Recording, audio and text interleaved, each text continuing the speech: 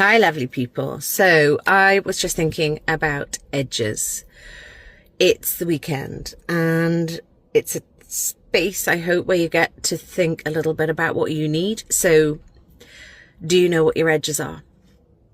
And you're going like, what is she on about? What are edges? Edges are what I use in place of the word boundaries. I really don't like the word boundaries. I don't know why. It just winds me up.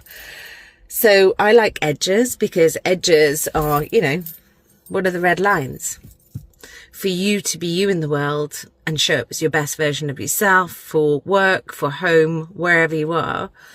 What are your edges?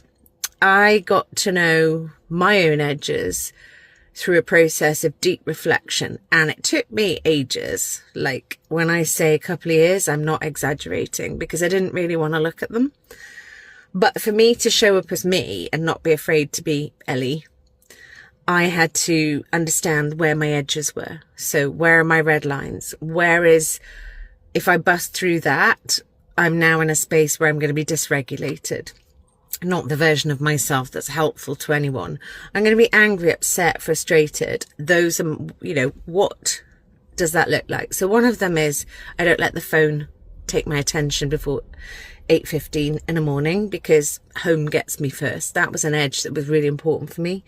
Another edge was actually owning my deafness and saying to people, like, after a certain period of time, I just haven't got the listening capability. I am so tired. Unless you've experienced being deaf, you won't get what I'm talking about. But I think it'll align for a lot of people who've got those edges for a different reason, whether it's processing, whether it's a different experience of the world. We all have similarities because we're more alike than unalike. So my own deafness requires that I am really honest about how much battery I have in the day, how much is in the tank. And then when I need total peace and quiet and space just for me, just to be in my own space and time and reflect and switch off, that was another edge. So leaving that with you, what are your edges?